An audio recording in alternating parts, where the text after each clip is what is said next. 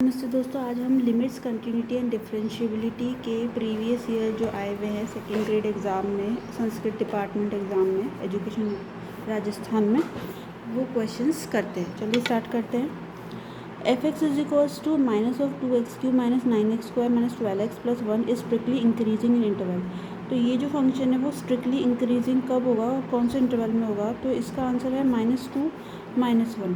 ठीक है, देखो ये फंक्शन जो है आपका, इसका आप जब डिफ्रेंशिएशन करोगे, अगर वो उसको ग्रेटर देन 0 रखेंगे, जब ग्रेटर देन 0 रखेंगे तो हमारे पास ये आएगा। अब इसके बाद हम क्या करेंगे, इसका ये एक इनइक्वालिटी है तो इसका हम साइन चेंज कर देंगे तो ये लेस देन इक्वल्स टू 0 हो जाएगा। जब आप इसको सॉल्व करोगे तो -2 -1 आएगा, तो इसका आंसर ओपन इंटरवल -2 से -1 हो जाएगा। क्वेश्चन नंबर सेकंड है, अगर f(x) एक डिफरेंशिएबल फंक्शन है in interval 2,5 where f2 is 1/5 and f5 is 1/2, then there exist a number c where c is between the 2 and 5 for which f' is equals to. तो f' की value यहाँ पर क्या होगी? तो f' की value जो है यहाँ 1/10 हो जाएगी। ठीक है, जब आप इसको सॉल्व करोगे, ये जो फंक्शन है क्लोज इंटरवल 2 से 5, ठीक है, में अवकलनीय है ना, ये डिफरेंशिएबल है इस इंटरवल में। तो आपके पास f' की वैल्यू क्या हो जाएगी? fb minus fa upon b minus a। ठीक है, तो जब आप इसको सॉल्व करोगे तो 1/10 इसकी आंसर आ जाएगा। नेक्स्ट क्वेश्चन है, if y is equals to 1 plus cos theta, if y is equals to 1 plus cos theta, x is equals to theta plus sine theta, then d² y upon dx² at theta is equals to π/2 is equals to. अगर y आपके पास 1 plus cos theta है और x आपके पास theta plus sine theta है, तो जो d² y upon dx² है उसकी वैल्यू क्या होगी? तो थीटा जो है आपके π/2 होगा, तो इसकी वैल्यू जो होगी वो इक्वल होगी c इज इक्वल्स टू -1 के। ठीक है, जो भी आपको इक्वेशन दे रखी है y equals to 1 plus cos theta और x equals to theta sine theta, तो dy/d थीटा निकालोगे, फिर dx/d थीटा निकालोगे और फिर इसका dy/dx आप निकालोगे तो minus sine theta upon 1 plus cos theta आएगा। उसके बाद जब आप इसको आगे सॉल्व करोगे, ठीक है, जब आप इसको आगे सॉल्व करेंगे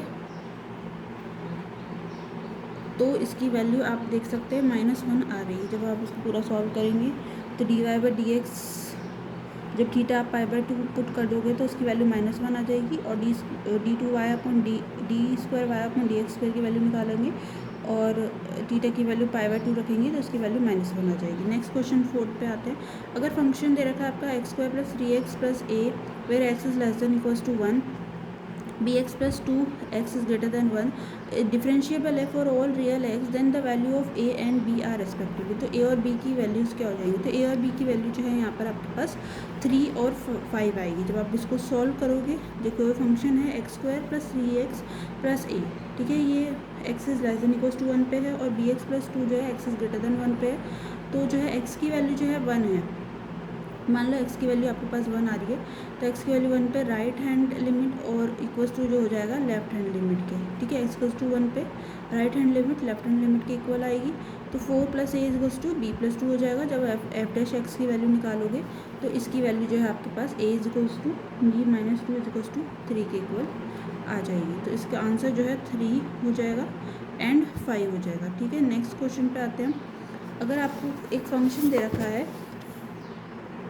एक फंक्शन f(x) दे रखा है जहाँ पर k cos x upon pi minus 2 जहाँ x is less than equals to π/2 है, इज़ अ कंटिन्यूस होगा। किस पे कंटिन्यूस होगा ये हमें बताना है। जब x की वैल्यू π/2 है रखेंगे तो 3 वैल्यू आ रही है, तो पॉइंट x इक्वल्स टू π/2 पे आपको बताना है, देन वैल्यू ऑफ k क्या होगी।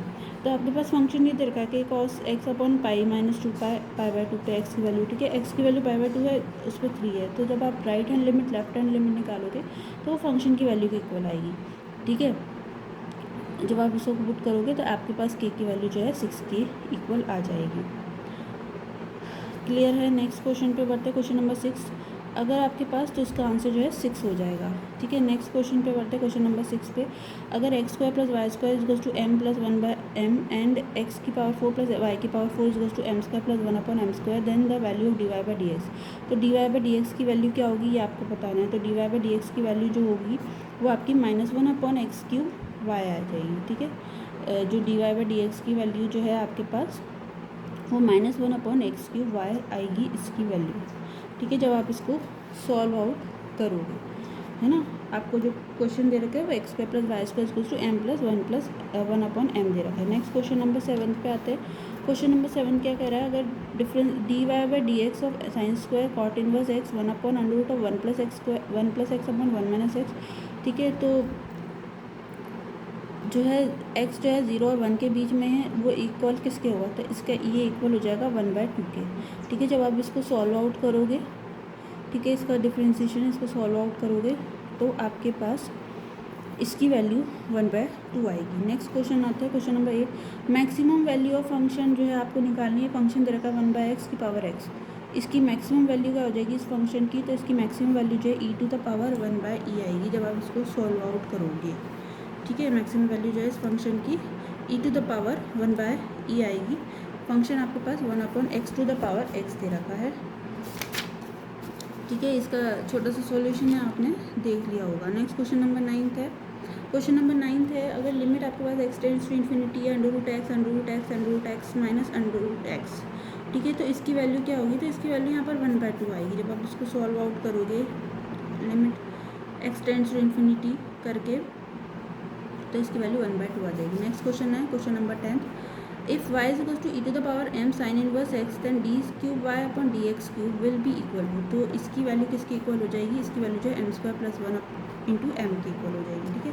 अगर e⁻m sin इनवर्स x है तो d³ अपॉन dx³ जो है वो किसके इसकी वैल्यू किसके इक्वल हो जाएगी, इसकी वैल्यू जो है m² + 1 इंटू एम की इक्वल हो जाएगी। सी इसका आंसर हो जाएगा, ठीक है। थोड़ा सा लेंदी है ये क्वेश्चन, आप देख सकते हो काफ़ी ज़्यादा लेंदी है। इसका ऑल्टरनेटिव सॉल्यूशन भी है। तो इसका जो आंसर आ रहा है वो आपके पास यहाँ पर आ रहा है m² + 1 into M. Next question पे आता है क्वेश्चन नंबर 11 पे। क्वेश्चन नंबर 11 क्या कह रहा है, अगर आपके पास फंक्शन f(x) जो है x × x - 1 x - 2 है, जहाँ x जो है बिलोंग कर रहा है 0 से half, satisfies the Lagrange's mean value theorem at a point x = c then the value of c is.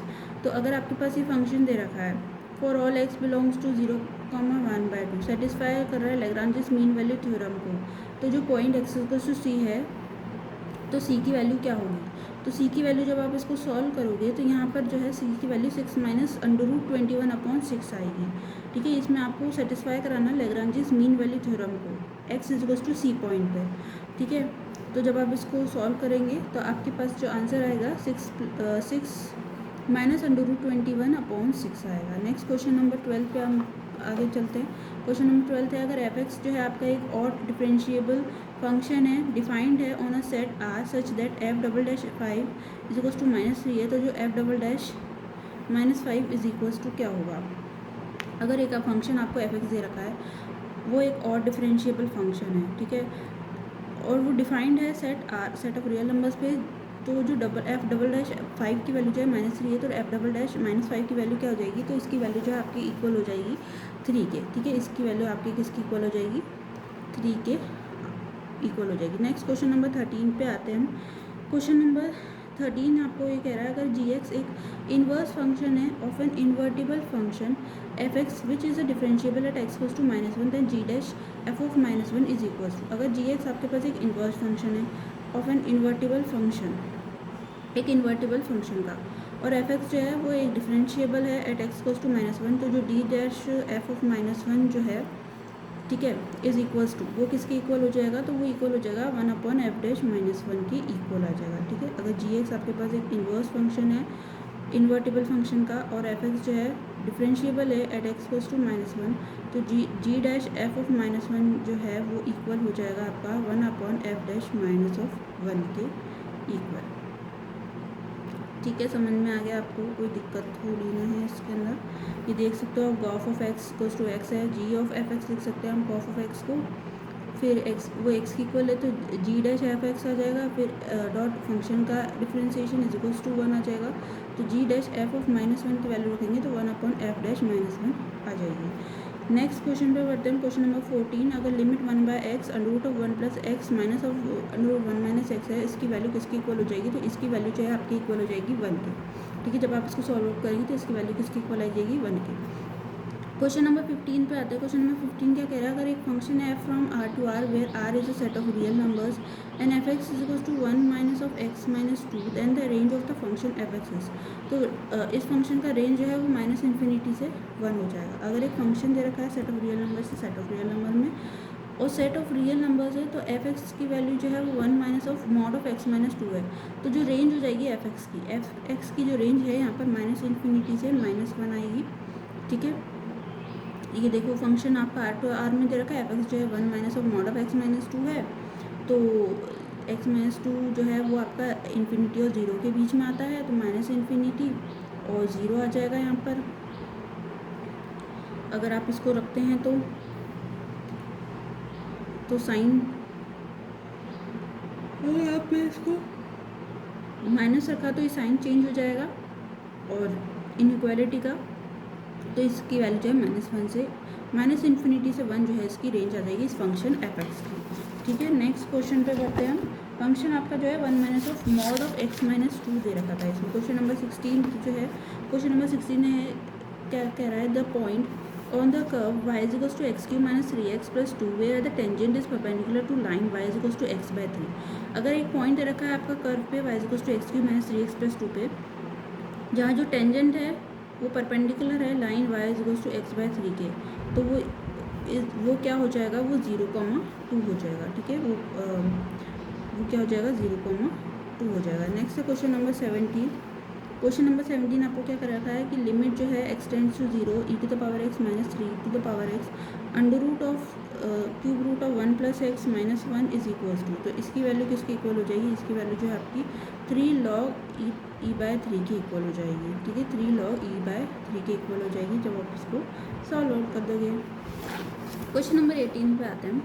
Question number 18 आपका क्या कह रहा है कि अगर एक फंक्शन f(x) दे रखा है x² और यहाँ -x², ठीक है, जो x जो है वो q को बिलोंग कर रहा है, ठीक है, रैशनल नंबर को, और जब q को बिलोंग नहीं कर रहा तो उसकी वैल्यू -x² है।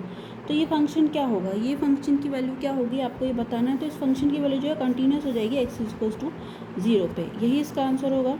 नेक्स्ट क्वेश्चन नंबर 19 पे अगर आप देखें तो अगर एक फंक्शन f(x) है x³ plus e⁻x/3 and f(x) equals to g inverse x दे रखा है for the some values of x then the value of g'1, तो g'1 की वैल्यू आपके पास क्या होगी ये आपको बताना है। तो g'1 की वैल्यू जो है यहाँ पर 3 हो जाएगी। ठीक है, अगर फंक्शन आपको दे रखा है x³ plus e⁻x/3 and f(x) equals to g inverse x for the values of x then the value of g'1, तो g'1 की जो वैल्यू है आपकी यहाँ पर वो 3 के इक्वल हो जाएगी। ठीक है, एक फंक्शन आपको दे रखा है x³ plus e⁻x/3 and function f(x) जो है वो g inverse x for the some value of x then जो वैल्यू है g'1 की वो आपकी 3 के इक्वल आएगी। नेक्स्ट क्वेश्चन नंबर 20 पे चलते हैं।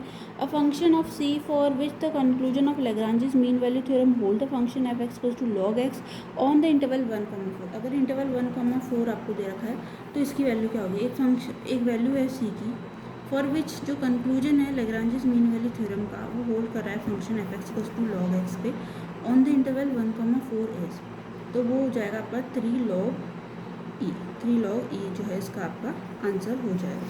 नेक्स्ट क्वेश्चन पे बढ़ते हैं। क्वेश्चन नंबर 21, एक फंक्शन दे रखा है f(x) equals to x³ e⁻x is monotonically increasing. ये जो फंक्शन है ये मोनोटोनिकली इंक्रीजिंग कब होगा, जब x आपका जो है लेस देन 3 आएगा।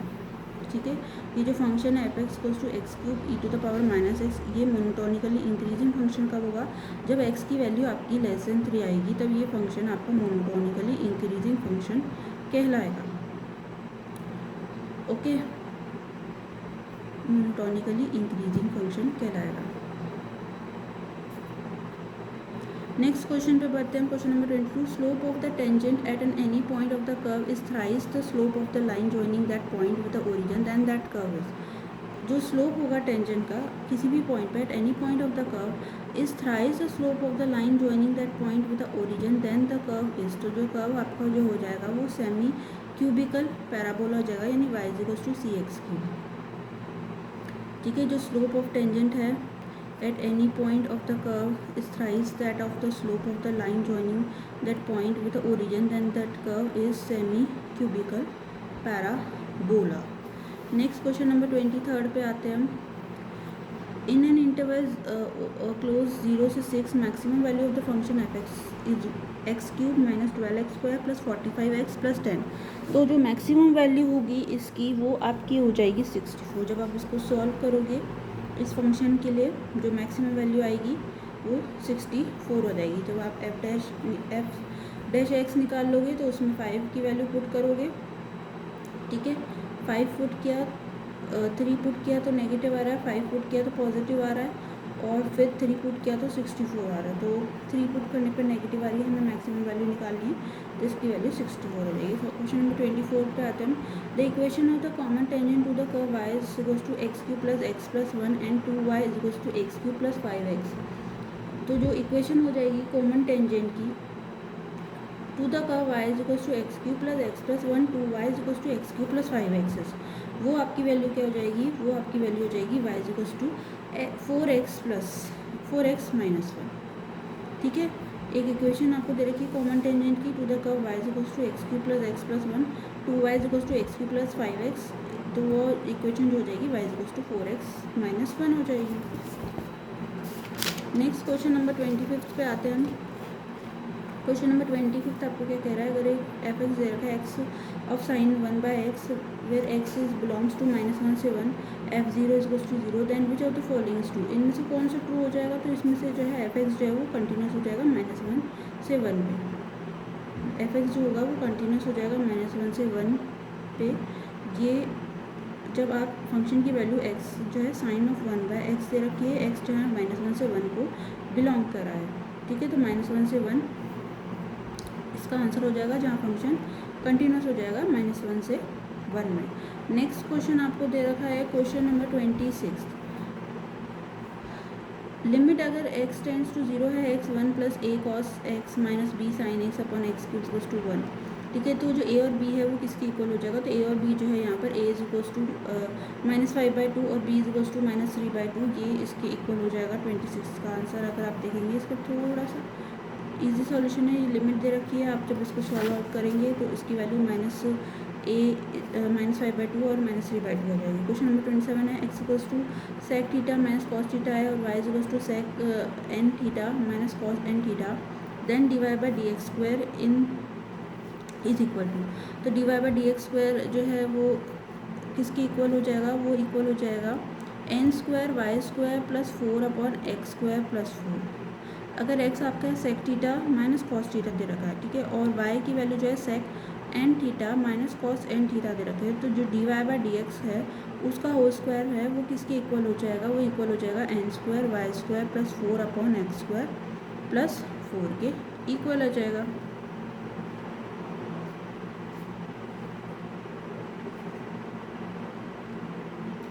क्वेश्चन नंबर 28 पे आते हैं हम. अगर y is equals to a tan inverse x/y plus tan inverse y/x then dy/dx is. तो dy/dx की वैल्यू आपको निकालने की क्या होगी. अगर y की वैल्यू जो है a tan इनवर्स x/y और tan इनवर्स y/x से रखा है, तो जो dy/dx है उसकी वैल्यू क्या होगी.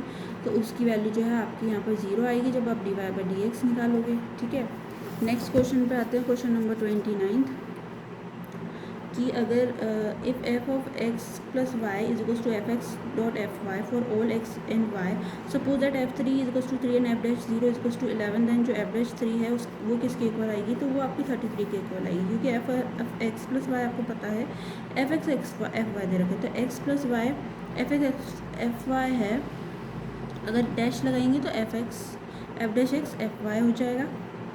तो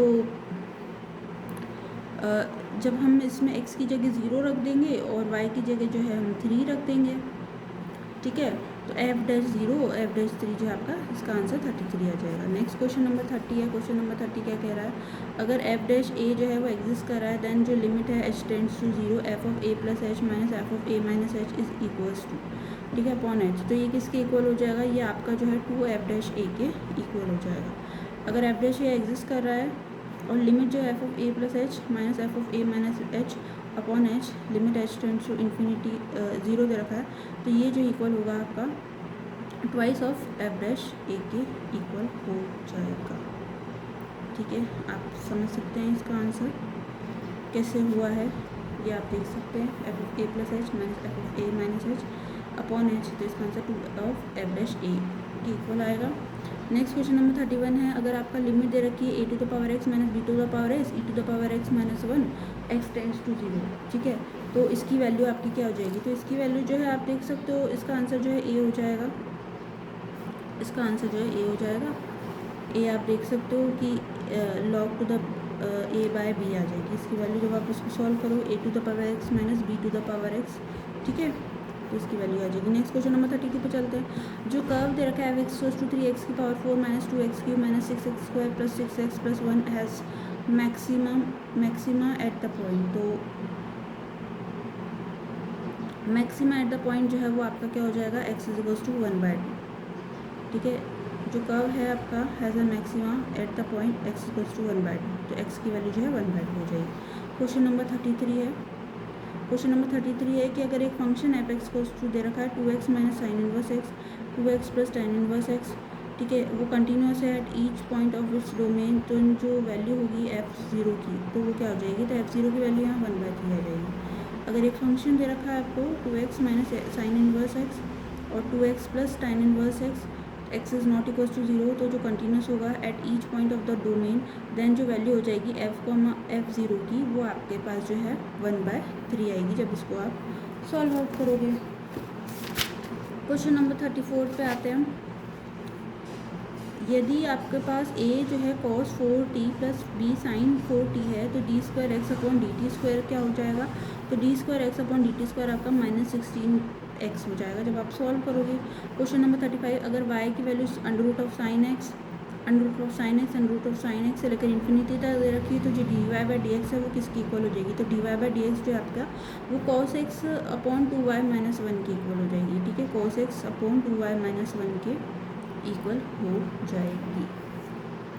नेक्स्ट है क्वेश्चन नंबर 36। क्वेश्चन नंबर 36 क्या कह रहा है? अगर आपका फंक्शन एफ एक्स जो है वो एक्स दे रखा है, अगर एक्स रैशनल है और एक्स इरेशनल है तो -x दे रखा है, तो जो विच of the following statement is true, तो इनमें से कौन सा स्टेटमेंट ट्रू है? तो इसमें जो ट्रू स्टेटमेंट है, ये क्वेश्चन ही डिलीट हो गया था क्योंकि इसका आंसर जो है F X is equals to F X is an odd function, ये भी सही है, और साथ ही साथ जो है आपका ऑप्शन जो है F X is continuous at x equals to 0, ये दोनों ही ऑप्शन इसके लिए करेक्ट हैं, ठीक है, दो ऑप्शंस करेक्ट आ रहे हैं। एफ एक्स जो है ऑड फंक्शन है और एफ एक्स जो है continuous at x equals to 0 पे। नेक्स्ट क्वेश्चन नंबर 37 पे, जो radius of the cylinder is increase at the rate of the 3 metre per second and the altitude decreasing at the rate of 4 metre per second, and the rate of the change of the volume and the radius is 4 metre and altitude is 6 metre. तो rate of change of volume आपको निकालना है, क्या होगा? तो rate of change of volume जो है वो आपका 80 पाई हो जाएगा, ठीक है, 80 pi metre cube per second.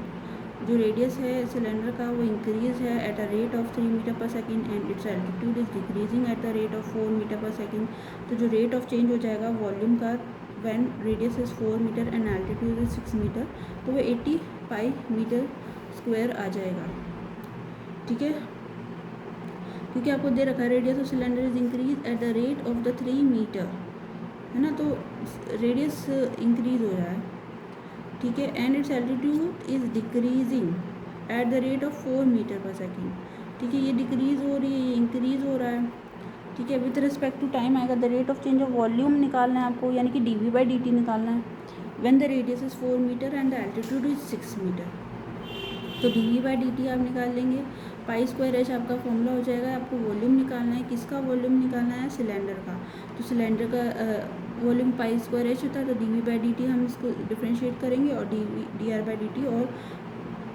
इसकी वैल्यू पुट कर देंगे dh/dt की, तो हमारे पास आंसर 80 पाई आ जाएगा। नेक्स्ट क्वेश्चन नंबर 38 है।